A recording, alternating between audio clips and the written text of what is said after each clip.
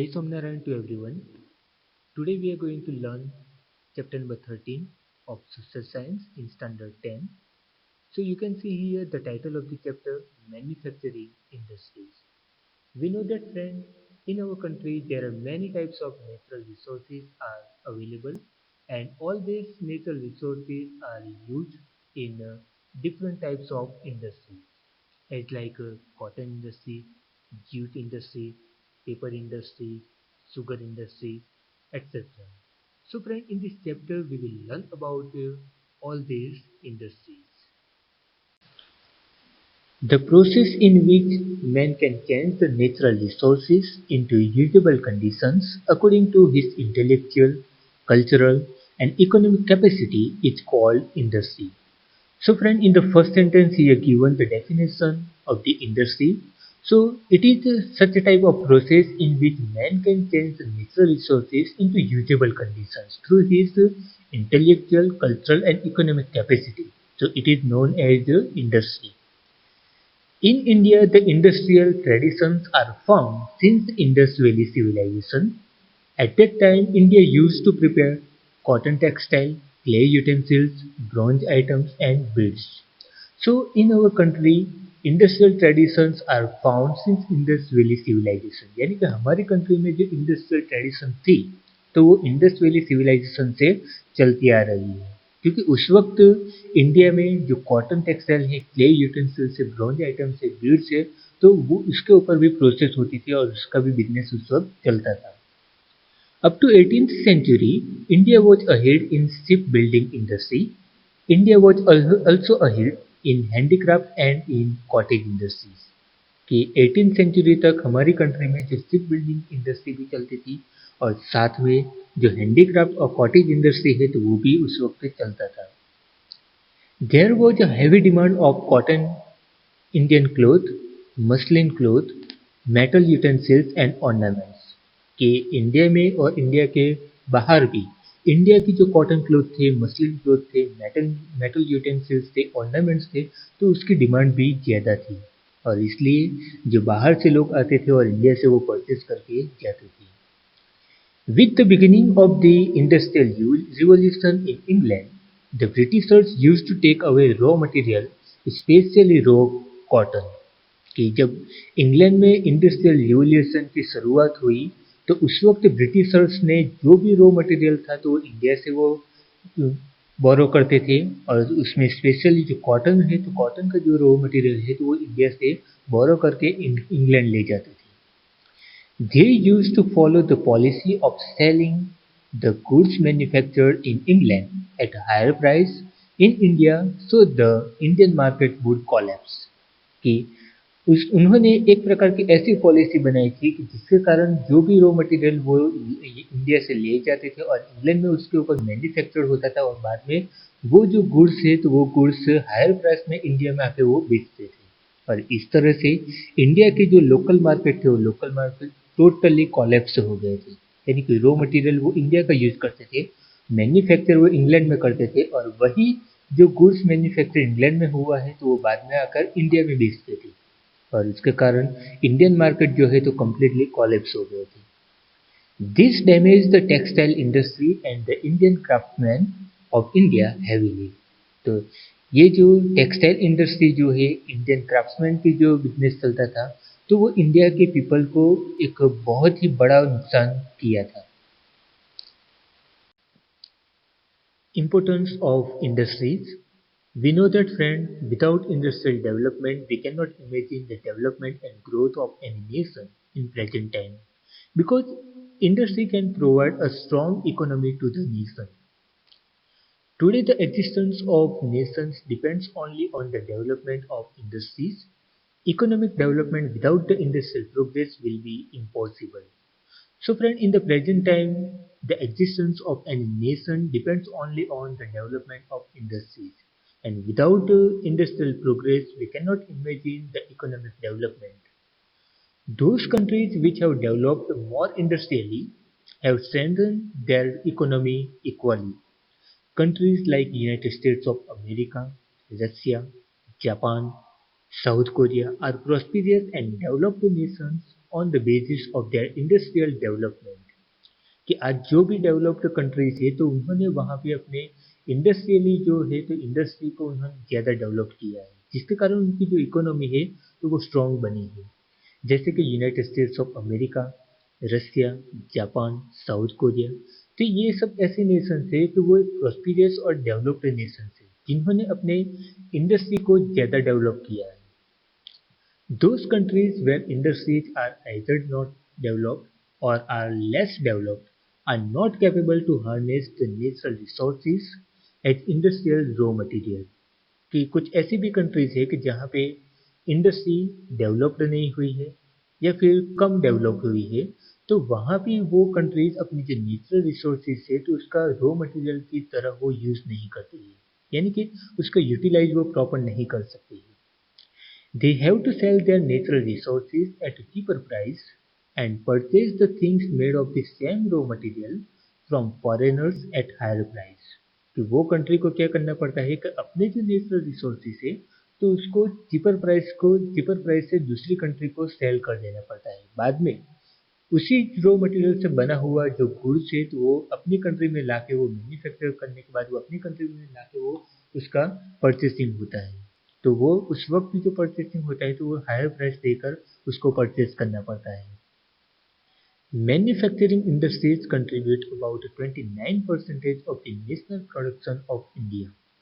कि इंडिया का जो टोटल नेशनल प्रोडक्शन है तो उसमें 29% जो कंट्रीब्यूशन है तो वो मैन्युफैक्चरिंग इंडस्ट्रीज का है। The administrative policy of British rule broke the backbone of Indian industrial structure. So, during the British rule in our country, they had made such a type of administrative policy. By using of that, they have broke our backbone of Indian industrial structure. During slavery period, industries with modern methods could not be started in India। कि उस वक्त हमारा जो स्लेवर period चल रहा था, यानी कि जब वो ब्रिटिश रूल हमारी कंट्री में चल रहा था, तो उस वक्त उन्होंने कोई भी मॉडर्न मेथड से इंडस्ट्री इंडिया में शुरू नहीं की थी। जो भी मॉडर्न मेथड से इंडस्ट्री शुरू की थी तो वो उन्होंने अपने कंट्री में शुरू की थी। In 1853, the first industrial complex of iron furnace based on charcoal was founded, but it failed। कि 1853 में first industrial complex iron furnace जो था वो शुरू किया था, मगर उस वक्त वो फैल रहा था। First successful attempt was made in 1854 in cotton textile industry। Thereafter, a jute mill was established in 1855 at Risra near Kolkata। कि 1854 में एक फर्स्ट सक्सेसफुल अटेम्प्ट रहा था कि जिसके कारण वहाँ पे कॉटन टेक्सटाइल इंडस्ट्री शुरू की थी, और उसके बाद जो जूट मिल भी एस्टेब्लिश हुई थी 1855 में रिसरा में कोलकाता में। In 1874, a factory was founded at Kulti for making iron, which was closed after few years। It was restarted in 1881। कि 1874 में जो कुल्टी में एक आयरन मेकिंग इंडस्ट्री शुरू हुई थी, मगर वो बाद में कुछ ही सालों बाद वो बंद हो गई, फिर से उसको रिस्टार्ट हुआ था 1881 में। In 1907, a new dimension was provided with the founding of Tata Iron and Steel Company at Jamshedpur। यानी कि 1907 में एक नया जो इतिहास है तो वो शुरू हुआ था इंडिया के इतिहास में, क्योंकि उस वक्त जमशेदपुर में Tata iron and steel company found हुई थी, यानी कि उसका फाउंडेशन उस वक्त हुआ था। Classification of industries. Industries are divided on the basis of human labor, ownership, and the sources of raw material। On the basis of human labor, the industries can be divided as small scale and large scale industries। We know that, friend, we can see different types of industries, and all these industries are divided on the basis of human labor, ownership, and sources of raw material। So, if we talk about the industries which are classified on the basis of human labor, so these are small scale industries and large scale industries। Those industries where more employment is available is known as large scale industries, For example, cotton textile industry. So those industries which require more employment or more human power, it's known as large scale industries as like a cotton textile industry. When an industry is under the direction of an individual's ownership and the number of laborers is also less, it is called small scale industries. For example, sugar means khandsari industries. यानी कि जो भी industry को human power कम ज़रूरत होती है या फिर जो लेबर्स की जो रिक्वायरमेंट कम होती है, तो उसको हम स्मॉल स्केल इंडस्ट्रीज कहते हैं, जैसे कि sugar industry. Besides these, industries can be classified as private, public, collaborative and cooperative groups. यानी कि इसके अलावा भी इंडस्ट्रीज को हम प्राइवेट, पब्लिक, कोलैबोरेटिव और कोऑपरेटिव ग्रुप्स में भी डिवाइड कर सकते हैं. So, industries can be classified in many ways. On the basis of the source of the raw material, the industries can be classified into agro-based industries and mineral-based industries. यानी कि जो raw material के ऊपर अगर हम industries को classified करते हैं, तो उसमें भी दो प्रकार के जो इंडस्ट्रीज होती है, जैसे कि एग्रो बेस्ड इंडस्ट्रीज और mineral based industries. So first of all we will see here agro based industries. Cotton textile, jute, silk, woolen textile, sugar, paper, etc. are industries based on the raw material obtained from activity based on agriculture. यानी कि ये सब ऐसी industries है कि जो agriculture के ऊपर वो डिपेंड करती है. सो among these industries, first of all we will see here about cotton textile industry. Garment industry has an important place in the industrial economy of India. This industry provides employment to about 3.5 crore people. कि जो garment industry है तो उसके लिए India में उसका important बहुत ही ज़्यादा है. और ये जो इंडस्ट्री है तो वो इंडिया में से टोटल 3.5 करोड़ पीपल को एम्प्लॉयमेंट प्रोवाइड करती है. Textile industry is the industry which provides maximum employment in the country. यानी कि टेक्सटाइल इंडस्ट्री एकमात्र ऐसी इंडस्ट्री है कि जो इंडिया में सबसे ज़्यादा एम्प्लॉयमेंट प्रोवाइड करती है. कि जो हमने आगे देखे कि 3.5 करोड़ पीपल टेक्सटाइल इंडस्ट्री के साथ एंगेज हुए हैं. India holds second rank after China in the export of cotton textiles. It is the main industry from production and employment points of view. कि अगर कॉटन टेक्सटाइल इंडस्ट्री की export की बात करें तो चाइना के बाद इंडिया का सेकंड रैंक है कि जहाँ से कॉटन टेक्सटाइल ज़्यादा से ज़्यादा इंपोर्ट होता है. और अगर हम एम्प्लॉयमेंट के पॉइंट ऑफ व्यू से बात करें या फिर प्रोडक्शन के पॉइंट ऑफ व्यू से बात करें तो ये इंडस्ट्री जो है तो एक मेन इंडस्ट्री है और मेजर इंडस्ट्री है, क्योंकि उसमें ज़्यादा से ज़्यादा एम्प्लॉयमेंट मिलती है और प्रोडक्शन भी उसमें ज़्यादा मिलता है. First cotton mill was established in Mumbai. Thereafter, Shahpur mills and Calico mills were established in Ahmedabad in Gujarat. So in our country, the first cotton mill was established in Mumbai, and thereafter Shahpur mills and Calico mills were established in Ahmedabad.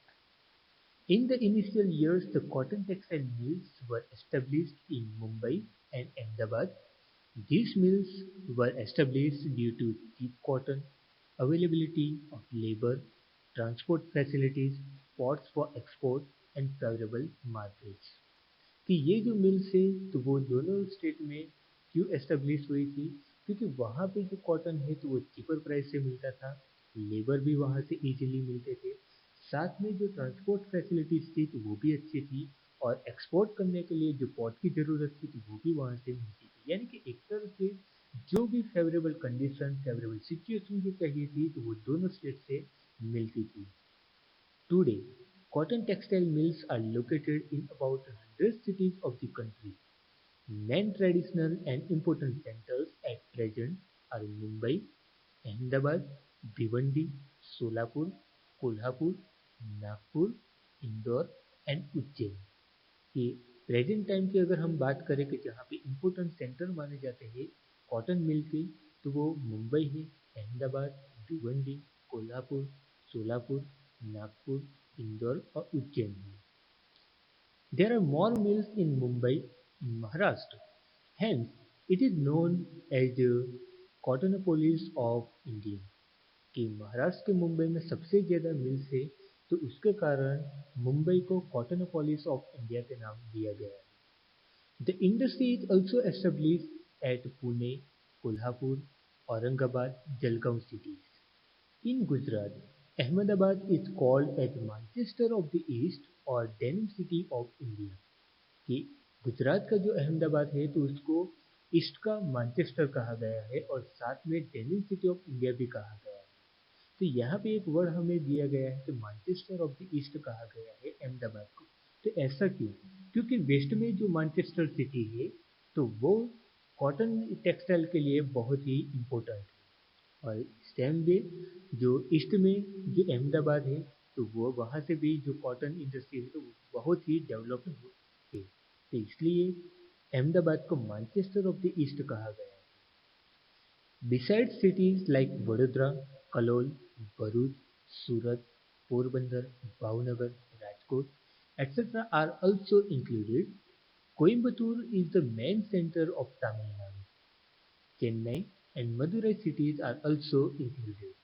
कि तमिलनाडु में जो Coimbatore city जो है तो वो एक main important centre है, और साथ में चेन्नई और मदुराई भी एक कॉटन मिल्स के लिए इम्पोर्टेंट है।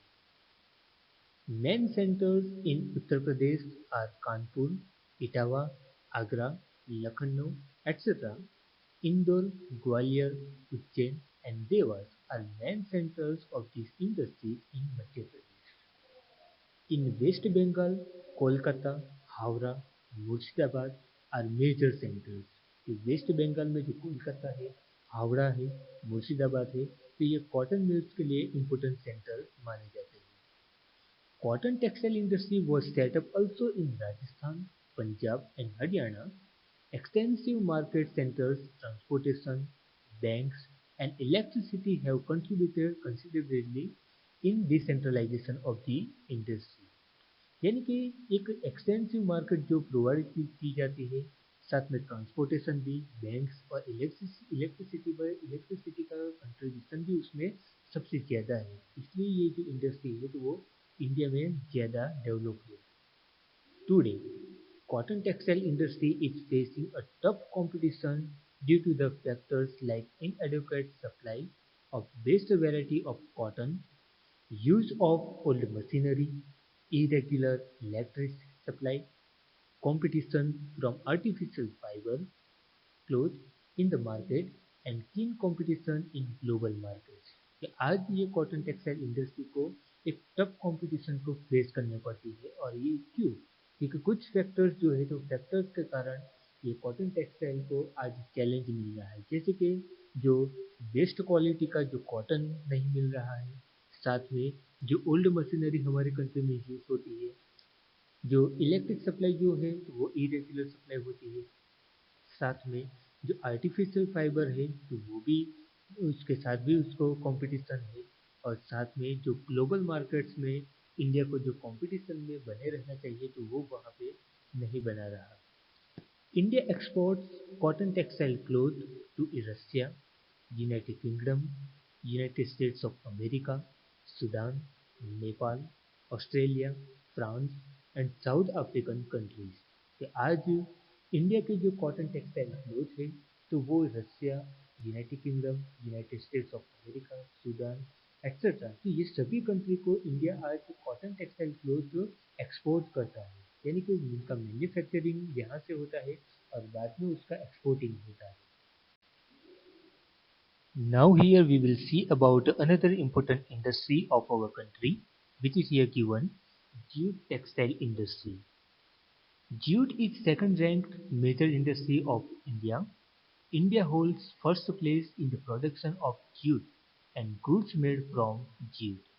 So India holds first place in the production of jute and goods made from jute, यानी कि जो इंडिया है तो उनका फर्स्ट प्लेस है प्रोडक्शन में, और साथ में जो भी जूट से बने हुए गुड्स के लिए, और ये इंडिया की एक सेकंड रैंक मेजर इंडस्ट्री है। India is at second place after Bangladesh in the export of jute कि बांग्लादेश के बाद इंडिया का सेकंड रैंक है जूट के एक्सपोर्ट करने में.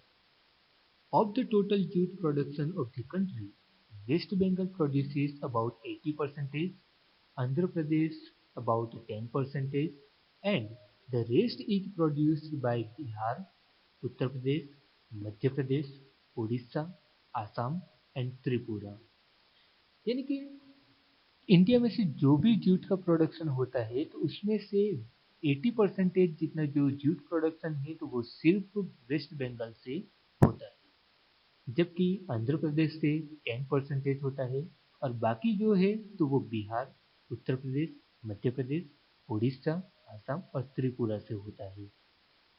यानी कि जूट का प्रोडक्शन सबसे ज़्यादा जो हमारी कंट्री में होता है तो वो वेस्ट बंगाल में होता है, उसके बाद आंध्र प्रदेश में होता है. Much water is needed to purify jute, so most of the mills are located on the bank of Hooghly River.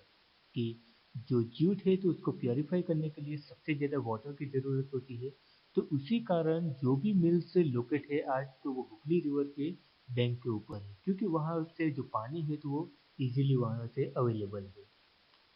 This industry is concentrated in West Bengal due to cheap labor force, banks and insurance coverage, port for export facility etc. कि ये industry ज़्यादातर waste Bengal में ही है. ऐसा क्यों? क्योंकि वहाँ पे जो लेबर फोर्स है तो वो चीपर प्राइस से मिल रहा है, बैंक्स का भी सपोर्ट वहाँ से ज़्यादा है और इंश्योरेंस कवरेज जो है तो वो भी वहाँ से मिल रहा है और साथ में एक्सपोर्ट के लिए जो पोर्ट की ज़रूरत है तो वो भी वहाँ से इजीली अवेलेबल है. Today the demand for jute has decreased because of other options in packing material for goods. यानी कि आज जो जूट का डिमांड कम हो चुका है, तो ऐसा क्यों हुआ है? क्योंकि आज जो गुड्स को पैकिंग करने के लिए जो अलग मटेरियल दूसरा मटेरियल भी यूज होता है. Jute industry is facing such problems like more cost of production and decreasing demand of jute in international markets. कि जूट इंडस्ट्री आज बहुत से प्रॉब्लम जो है तो फेस कर रही है, जैसे कि उनका जो प्रोडक्शन है तो प्रोडक्शन की जो कॉस्ट है वो ज़्यादा है और साथ में इंटरनेशनल मार्केट्स में जूट की जो डिमांड है तो डिमांड डिक्रीज हो गई है. तो इसी कारण जो जूट टेक्सटाइल इंडस्ट्री है तो उसको ऐसी जो प्रॉब्लम है तो फेस करने पड़ रही है. Silk textile industry. Silk production has a long tradition. After China, India ranks second in the world in silk production. So friend, silk production has a long tradition in our country and after China, India holds second rank in the world in the production of the silk. In India, four types of silk are produced. These are mulberry, Ari, Tussar and Muga. In our country, there are four types of silk produced and these are mulberry, Ari, Tussar and Muga. Today, there are about 300 silk weaving mills in India. Major states producing silk are Karnataka, Madhya Pradesh, West Bengal, Tamil Nadu, Punjab and Jammu and Kashmir. So friend, in our country there are 300 silk weaving mills are located and major states which are produce maximum silk. These are Karnataka, Madhya Pradesh, West Bengal, Tamil Nadu, Punjab and Jammu Kashmir. Silken clothes are exported to Europe, Africa and Gulf countries. Besides these are also exported to Germany, Singapore, USA, Kuwait, Malaysia and Russia. कि जो silk से बना हुआ जो cloth है तो वो हमारी कंट्री से यूरोप, अफ्रीका और गल्फ कंट्रीज में एक्सपोर्ट होता है. उसके साथ ही जो Germany, Singapore, USA, Kuwait, Malaysia और रशिया में भी ये सिल्क से बना हुआ क्लोथ एक्सपोर्ट होता है. In international market Indian silk is facing a tough competition from China. कि इंटरनेशनल मार्केट में इंडियन सिल्क जो है तो उसकी कंपटीशन आज चाइना से चल रही है. Now here you can see one map of our country. In this map you can see the different places where cotton textile industries, woolen textile industries and silk textile industries are located. This map is also given in your textbook. So look this map carefully because one question may be asked to fill the map in your examination.